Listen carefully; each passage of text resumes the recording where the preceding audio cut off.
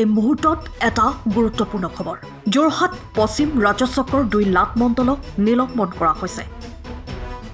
যোৰহাটৰ বাইপাছৰ সমীপৰ এবিঘা চৰকাৰী ভূমি জালিয়াতিৰে আবণ্টন দিয়াৰ অভিযোগ 2 লাখ মণ্ডল অনিমেষ শইকীয়া আৰু মনীন্দ্ৰ বৰাৰ বিৰুদ্ধে। দুমাহ পূৰ্বে পোহৰলৈ আহিছিল এই জালিয়াতি।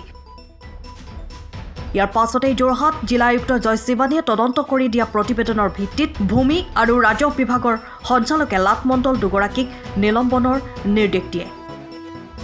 আহি পৰিছে এই গুৰুত্বপূৰ্ণ খবৰটো। যোৰহাট পশ্চিম ৰাজচক্ৰৰ 2 লাখ মণ্ডল অনিমেষ শইকীয়া আৰু মনীন্দ্ৰ বৰাক নিলম্বন কৰা হৈছে। যোৰহাটৰ বাইপাছৰ সমীপৰ এবিঘা চৰকাৰী ভূমি জালিয়াতিৰে আবণ্টন দিয়াৰ অভিযোগ 2 লাখ মণ্ডলৰ বিৰুদ্ধে। যোৰহাটৰ জিলা আয়ুক্ত জয় শিৱানীয়ে তদন্ত কৰি দিয়া প্ৰতিবেদনৰ ভিত্তিতে ভূমি আৰু ৰাজহ বিভাগৰ সঞ্চালকে লাট মণ্ডল 2গৰাকীক নিলম্বনৰ নিৰ্দেশ দিয়ে।